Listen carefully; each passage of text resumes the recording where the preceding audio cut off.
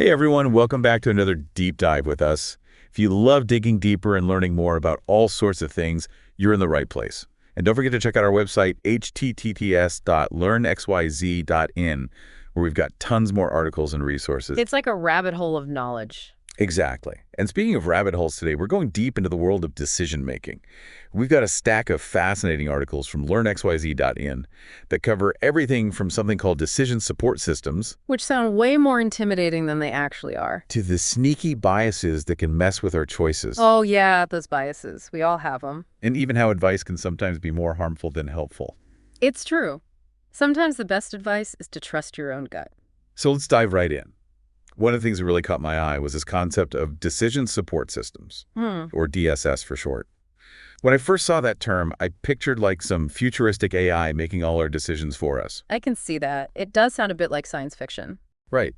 But these articles explain that a DSS is actually more like a superpowered tool that helps us make more informed decisions, especially when we're dealing with complex situations. Exactly. Think of it like this. Imagine you're a doctor and you have to make a diagnosis based on a patient's symptoms, test results, and medical history.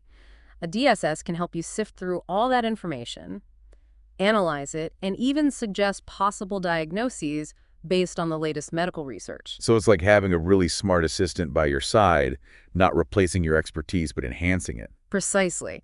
And the article mentions a really cool case study about a manufacturing company that used a DSS to optimize its production process. They were struggling with bottlenecks and inefficiencies, but the DSS helped them analyze their data and figure out what was causing the problems. Interesting. So they were able to streamline things and increase their output just by using this DSS. Exactly. It helped them spot patterns and connections they hadn't even considered. It makes you wonder how many times we miss those crucial insights just because we're drowning in information. It's a real problem in today's world. We're bombarded with data from every direction. Okay, so let's break down how a DSS actually works. This article talks about 5 main components, starting with data management. What's the key takeaway there? Well, data management is all about making sure you have the right data to work with. It's like building a house. You need a solid foundation. Makes sense.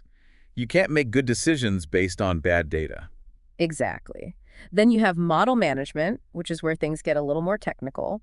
This involves using models and algorithms to analyze the data and find those hidden insights. So it's like having a team of expert statisticians working behind the scenes, crunching numbers and looking for patterns. That's a great way to put it. Okay, and then we have the user interface, which is the part that humans actually interact with, right? Exactly. The user interface is all about making the DSS easy to use, even for people who aren't data scientists. It's where you input your data set, your criteria, and explore different scenarios. So it's about bridging the gap between the complex world of data and the human decision maker. Precisely. And then there's decision analysis, which is where the DSS really shines. It helps you weigh your options, assess the risks and benefits, and even simulate different scenarios to see how things might play out. It's like having a crystal ball, but one that's grounded in data and analysis rather than magic. Haha, I like that. And finally, you have presentation and visualization. This is all about making those insights clear and understandable. Think graphs, charts, and dashboards that make the data come alive. So basically, a DSS is like this incredible tool that can help us make sense of all the information out there, explore our options, and make better decisions. Exactly. But it's important to remember that it's just a tool. The final decision always rests with the human. Right. It's about augmenting our intelligence, not replacing it. Now let's shift gears a bit and talk about why we even need decision support systems in the first place. Yeah, this article really highlights how much more complex decision-making has become these days. We're constantly bombarded with information, things are changing faster than ever, and the stakes just seem higher. It's true, and that can lead to something called analysis paralysis, where we get so overwhelmed that we end up making no decision at all. Oh, I've totally been there. Yeah, Sometimes it feels like the more information you have, the harder it is to choose. exactly. And that's where a DSS can be so valuable. It helps us structure the decision-making process, focus on what's important, and avoid getting lost in the weeds. So it's not just about analyzing data, it's about helping us manage the mental overload that comes with complex decisions. Absolutely. And this article also talks about how DSS can help ensure consistency in decision-making, especially in large organizations. Oh, that makes sense. Like if different departments are making decisions that affect each other, A DSS can help make sure everyone's on the same page. Exactly. It can save a lot of time, money, and headaches. Consistency is key. It's like having everyone rowing in the same direction. Exactly. And speaking of rowing in the same direction, this article also mentions how DSS can help with strategic planning. They can help organizations analyze trends, model different future scenarios, and develop strategies that are more likely to succeed in the long run. So not just for everyday decisions, but also for the big picture stuff. Precisely. And let's not forget about collaboration.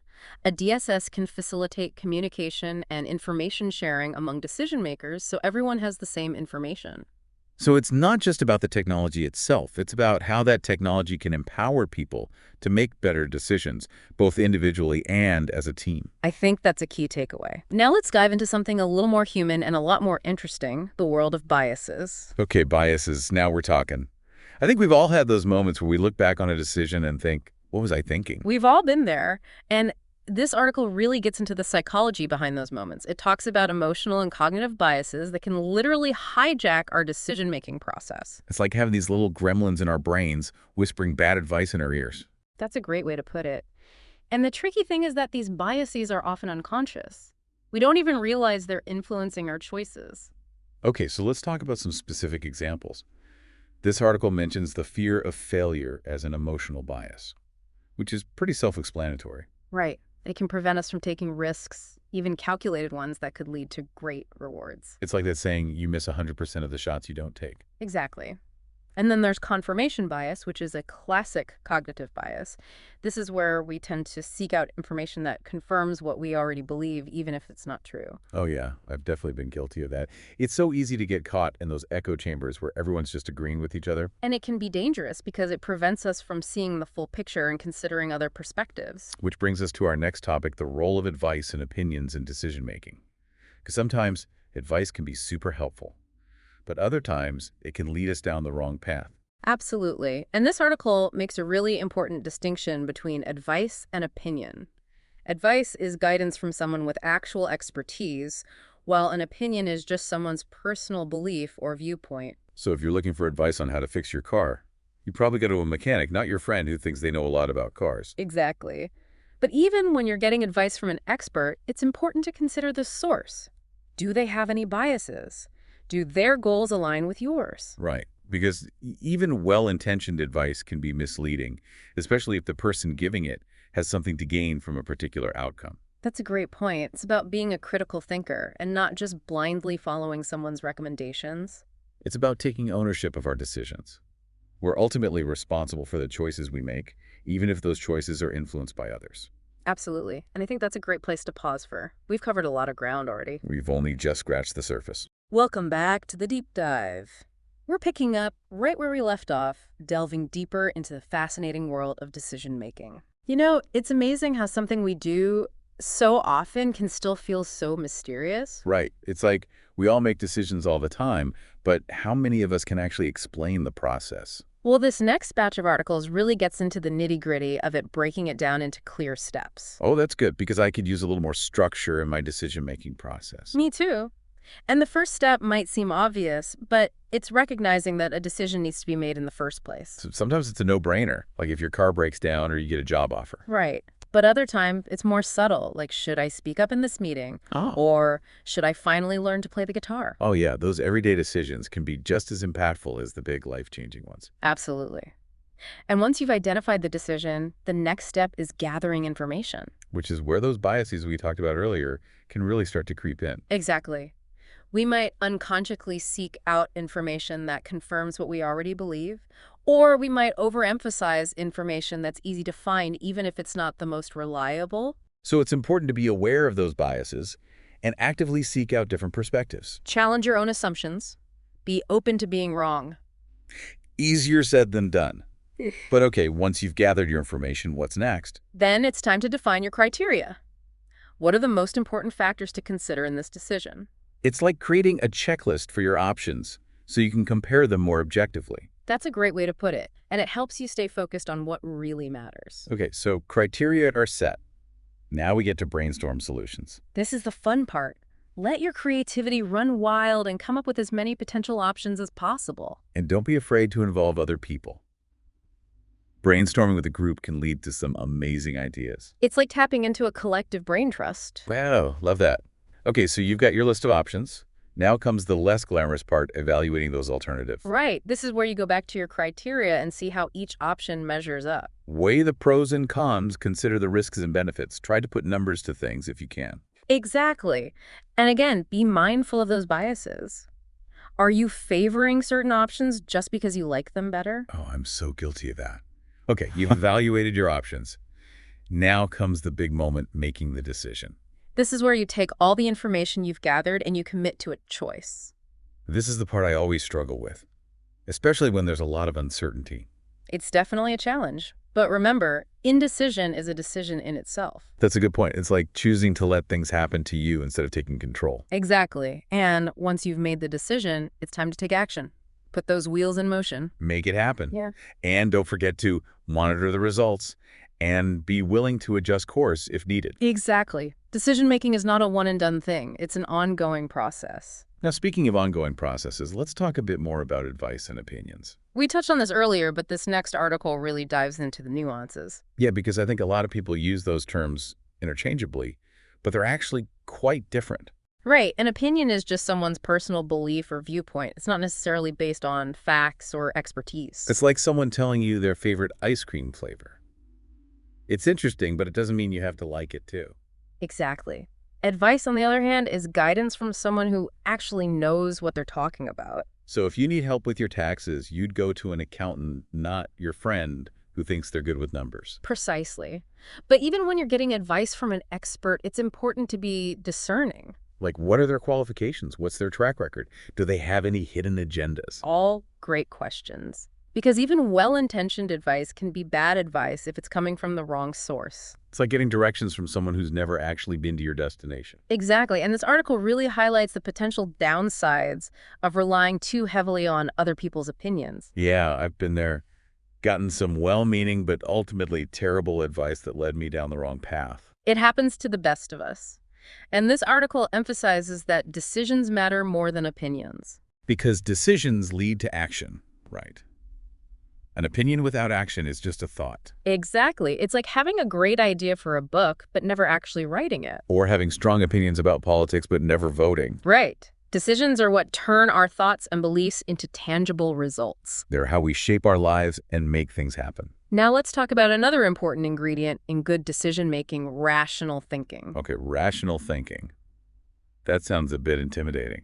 It might sound that way, but it's really just about using logic and reason to make informed choices. So not letting our emotions completely take over. Exactly. It's about setting aside those biases as much as possible and looking at the facts objectively. So taking a deep breath and really thinking things through. Exactly. And that involves considering the potential consequences of each option, both positive and negative. And being willing to change your mind if new information comes to light. Flexibility is key.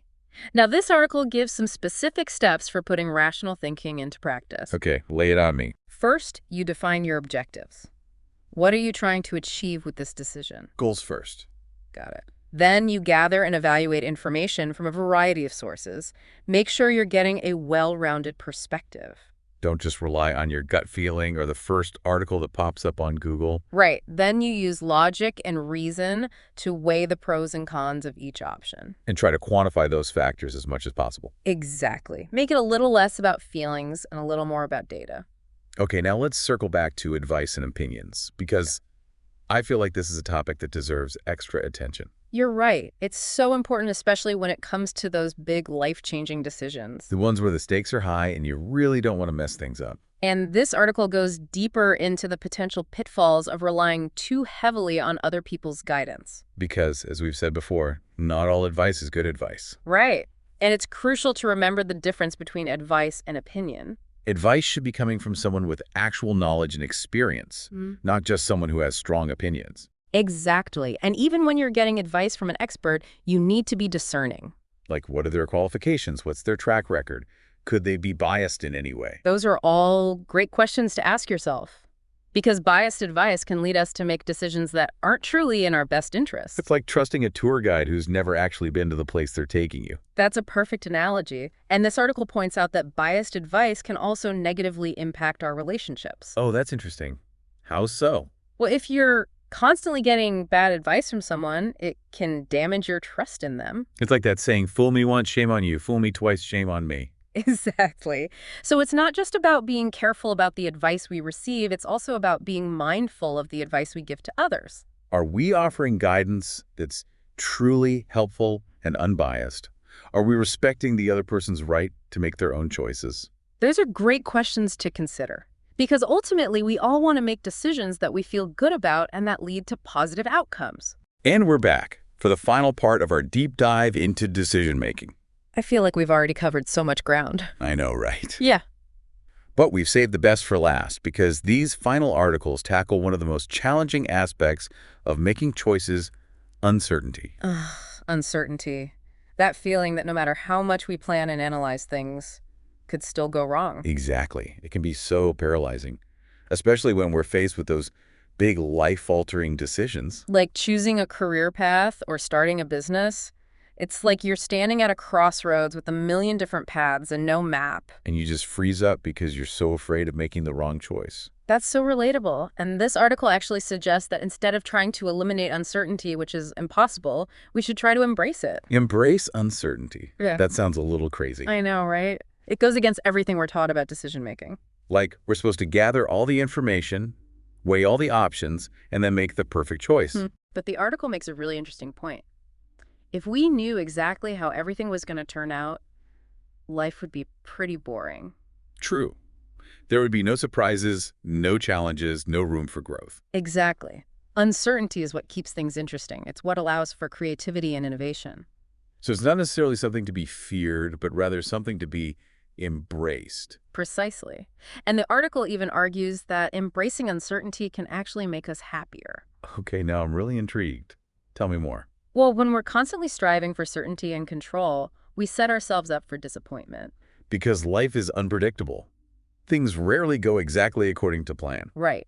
But when we accept that uncertainty is a part of life, we become more resilient and adaptable. We learn to roll with the punches and not freak out when things don't go our way. Exactly. So how do we actually embrace uncertainty in our decision-making? Yeah, give us some practical tips. One strategy is to focus on what we can control. Okay, that makes sense.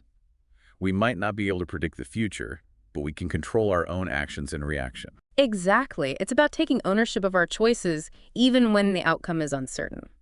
So instead of getting caught up in all the what-ifs, we focus on making the best decision we can with the information we have. Right. And another key strategy is to be willing to adapt and adjust course as needed. So basically, don't be afraid to change your mind if things aren't working out. Exactly. The best decision makers are the ones who are flexible and can learn from their mistakes. It's like that quote, the only constant is change. So true. And this article also emphasizes the importance of seeking out different perspectives, especially those that challenge our assumptions. Because it's easy to fall into the trap of confirmation bias. Yes. We tend to surround ourselves with people who agree with us and only consume information that reinforces our beliefs. But those dissenting voices, those people who see things differently, can be so valuable. They help us see the bigger picture and consider possibilities we might not have thought of otherwise. So it's not about surrounding yourself with yes men. It's about actively seeking out different viewpoints. Exactly. And this article also encourages us to view uncertainty as an opportunity for learning and growth. Okay, I'm starting to see how that shift in perspective can be really helpful. Instead of being afraid of making the wrong decision, we can approach uncertainty with curiosity and a willingness to experiment. So it's not about avoiding mistakes, but rather about embracing them as part of the process. Right. Mistakes are how we learn and grow. Now, this final article we're looking at offers some great advice for improving our decision-making skills in general. It starts with defining our values. Oh, that's so important. When we know what's truly important to us, it makes it easier to make choices that align with our goals and our overall purpose. It's like having a compass to guide us through life. And once we've defined our values, the next step is to set goals that are consistent with those values. So our goals should be a reflection of what we truly want to achieve, not what we think we should achieve. It's about living a life that's true to ourselves, not a life that's dictated by the expectations of others. Exactly. And this article also recommends breaking down big decisions into smaller, more manageable steps. That's a great tip. When you're faced with a major life choice, it can feel so overwhelming. But if you break it down into smaller pieces, it becomes much less daunting. It's like that saying, how do you eat an elephant? One bite at a time. Haha, love it. And don't forget to celebrate your successes along the way, both big and small. It's so easy to get caught up in striving for the next goal that we forget to appreciate how far we've come. But celebrating our wins can boost our confidence and motivation. It's like giving ourselves a little reward for all our hard work. Exactly. And finally, this article reminds us to be kind to ourselves when we make mistakes. Because let's face it, we all make bad decisions sometimes. It's part of being human. The important thing is to learn from those mistakes and move forward. So don't beat yourself up over it. Just dust yourself off and try again. And remember, every decision is a learning opportunity. Well said. I think that's a great note to end on. Me too.